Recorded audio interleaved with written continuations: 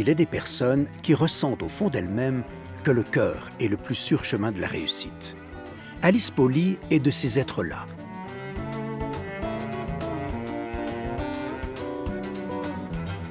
Découvreuse d'artistes amenés à compter parmi les plus appréciés de la planète, elle a d'abord été émue par leur création et est ainsi entrée dans l'univers des galeristes, contribuant à la diffusion de chefs-d'œuvre contemporains.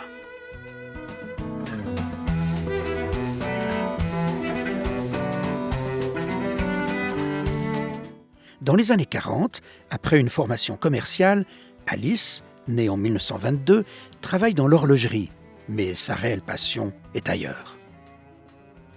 J'ai passé tout mon temps dans les musées. J'étais en Amérique et les gens avec qui je travaillais,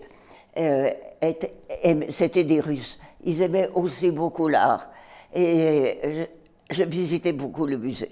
En 1962, Alice Pauly fonde sa propre galerie, qui s'établira dans le quartier du Flon en 1990, au moment où son fils Olivier la rejoindra. Il aura aussitôt l'ambition d'accueillir un des plus grands peintres contemporains, Pierre Soulages. Et un jour, on sonne à la porte, monsieur et madame Soulages. Ils ont voulu nous surprendre pour voir. J'ai toujours admiré le courage et l'intelligence d'Alice.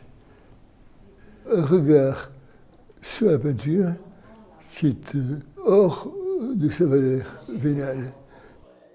Qu'est-ce qu'elle est belle, celle-là? La qualité artistique, c'est ce qui prime d'abord pour elle. Et il se trouve que cette qualité a été reconnue. Et non seulement reconnue, mais les choix qu'elle avait faits dès le départ, qui étaient des choix courageux, vous voyez, sont devenus des choix remarquables. Ce qui fascine Alice Pauly chez Soulages, c'est que sur un même tableau, le noir vit et change constamment. Le noir, pour moi, n'est que le support de la lumière. Ce qui importe, c'est la lumière, telle que le noir la renvoie.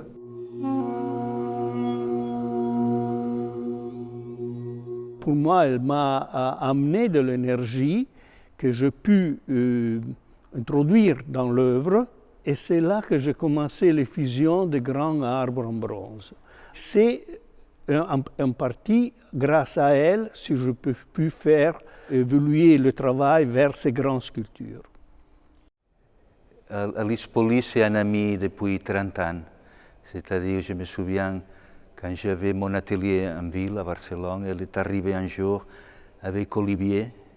Olivier, c'était son fils. On avait la même âge, on a développé une énorme amitié.